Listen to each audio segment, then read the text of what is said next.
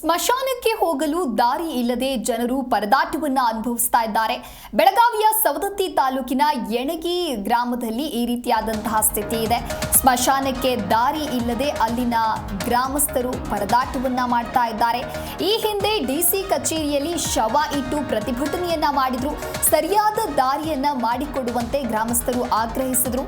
ಸ್ಮಶಾನಕ್ಕೆ ದಾರಿ ಮಾಡಿಕೊಡುವಂತೆ ಆಗ್ರಹಿಸಿದ್ರು ಕೂಡ ಯಾವುದೇ ರೀತಿಯ ಫಲ ಸಿಗಲಿಲ್ಲ. ಪ್ರತಿಭಟನೆಯ ಬಳಿಕವೂ ಅಧಿಕಾರಿಗಳು ದಾರಿಯನ್ನ ಮಾಡಿಕೊಟ್ಟಿಲ್ಲ. ಅಧಿಕಾರಿಗಳ ವಿರುದ್ಧವಾಗಿ ಸದ್ಯ ಗ್ರಾಮಸ್ಥರು ಹಿಡಿಶಾಪ ಹಾಕ್ತಾ ಇದ್ದಾರೆ, ತಮ್ಮ ಆಕ್ರೋಶವನ್ನ ವ್ಯಕ್ತಪಡಿಸ್ತಾ ಇದ್ದಾರೆ.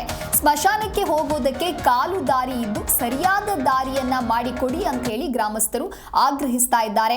ಇನ್ನು ಸ್ಮಶಾನಕ್ಕೆ ಹೋಗುವಲ್ಲಿ ಜಮೀನುಗಳ ಮಧ್ಯೆ ಕಾಲು ದಾರಿ ಇದೆ. ನೀವು ಕೂಡ ದೃಶ್ಯಾವಳಿಯಲ್ಲಿ ಗಮನಿಸ್ತಾ ಇರಬಹುದು, ಅಕ್ಕಪಕ್ಕ ಜಮೀನಿದೆ, ಆ ಮಧ್ಯೆ ಕಾಲು ದಾರಿ ಇರುವಂತದ್ದು. ಕಾಲು ದಾರಿಯನ್ನ ಅಗಲೀಕರಣ ಮಾಡಿಕೊಡುವಂತೆ ಗ್ರಾಮಸ್ಥರು ಆಗ್ರಹಿಸ್ತಾ ಇದ್ದಾರೆ. ಕಾಲು ದಾರಿಯಲ್ಲಿ ಶವ ಹೊತ್ತುಕೊಂಡು ಹೋಗೋದಕ್ಕೆ ಸಮಸ್ಯೆ ಆಗತ್ತೆ ಅಂತ ಹೇಳಿ ಸದ್ಯ ಗ್ರಾಮಸ್ಥರು ಹೇಳ್ತಾ ಇದ್ದಾರೆ. ಈಗಂತೂ ನಿಮಗೂ ಹೇಳಿವ್ರಿ ಫೈನಲ್ ಸ್ಟೇಜ್ನಾಗ ಐತಿದೆ. ಇದನ್ನ ಸಾಧ್ಯವಷ್ಟು ಬೇಗನೆ ಅಪ್ರೂವಲ್ ಮಾಡಿ 1 ತಿಂಗಳು 2 ತಿಂಗಳದಾಗ ಇದನ್ನ ಕ್ಲಿಯರ್ ಮಾಡಿ ಮುಂದೆ ಇದನ್ನ ಯಾವ ಇದ್ರೊಳಗೆ ಡೆವಲಪ್ಮೆಂಟ್ ಮಾಡಕ್ ಸಾಧ್ಯ ಕತ್ಕೊಂಡು ಮಾತಾಡಿ ಯುವ ಸರ್ ಬಂದಾರ, ಅವ್ರು ನಾವು ಕುಂತು ಡಿಸ್ಕಸ್ ಮಾಡ್ತೀವಿ.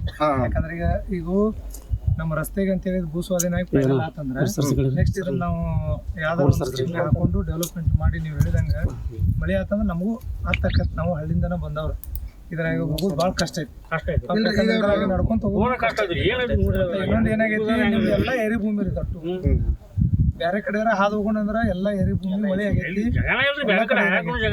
ಮತ್ತೆ ಇನ್ನೊಂದ್ ಏನಾರ ಅಲ್ಟರ್ನೇಟಿವ್ ರೋಡ್ ಇತ್ತಂದ್ರೆ ಈಗ ಸದ್ಯ ಮಟ್ಟಿಗೆ ಅಲ್ಲಿ ಏನಾರ ಟೆಂಪ್ರರಿ ಹೋಗಕ್ ಸಾಧ್ಯ ಅಲ್ಲಿ ಬೇಕಾದ್ರೆ ಕಳ್ಸುವಂಗ ವ್ಯವಸ್ಥೆ ಮಾಡೋದು. ಪಬ್ಲಿಕ್ ಇದ್ರ ಏನ್ರ ನಾವು ಗೌರ್ಮೆಂಟ್ ದೌಡ್ ಮಾಡ್ಲಿ ಅಂತ ಅವಾರ್ಡ್ ಆಗ್ಲಿ ಅನ್ಕೊಂಡು 10 ವರ್ಷ ಗಂಟೆ ಹೋದ್ರೆ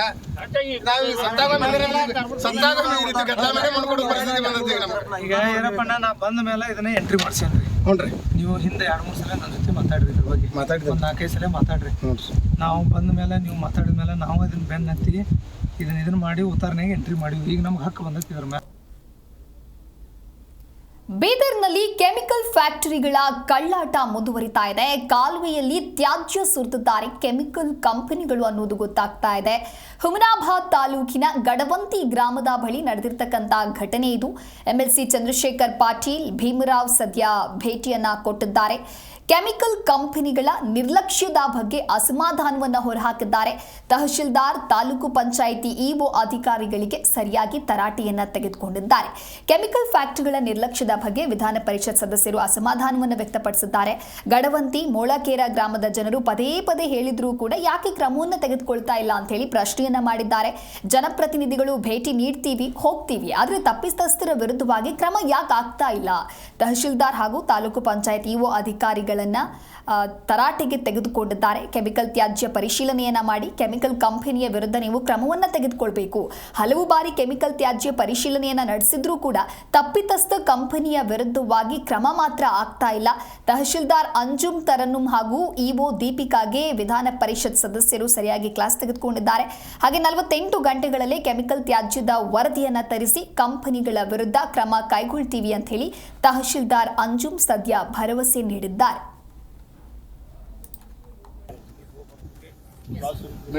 ಮೇಡಮ್ ಈಗ ಹೇಳ್ರಿ, ಮತ್ತದು ನೀವು ಟೆಸ್ಟ್ ಮಾಡಿದ್ರಲ್ಲ ಮೇಡಮ್, ಯಾವ ಕೆಮಿಕಲ್ ಫ್ಯಾಕ್ಟ್ರಿ ಅಂತ ವಿಲ್ ನೋ ಇಟ್. ಅದು ಆಗಿನ ನೀವು ಅವ್ರಿಗೆ ಕೂಡಲೇ ಬಂದ್ ಮಾಡಿದ್ರಿ, ಏನಾರ ಮಾಡಿದ್ರಿ ಅಂದ್ರ ಮುಂದೆ ಬೇರೆ ಮಾಡೋರು ಮಾಡಲ್ಲ. ಸರ್ ಎಡಿ ಅವ್ರಿಗೆ ಕರಿತೀನಿ ಸರ್. ಈ ಟೆಸ್ಟಿಂಗ್ ಸ್ಯಾಂಪಲ್ ಕೊಟ್ಟಿದಾಗ ಇಮಿಡಿಯೇಟ್ಲಿ ಸೋರ್ಸ್ ಆಫ್ ಲೀಕೇಜ್ ಎಲ್ಲಿಂದ ಅಂತ ಐಡೆಂಟಿಫೈ ಮಾಡ್ತಾರೆ.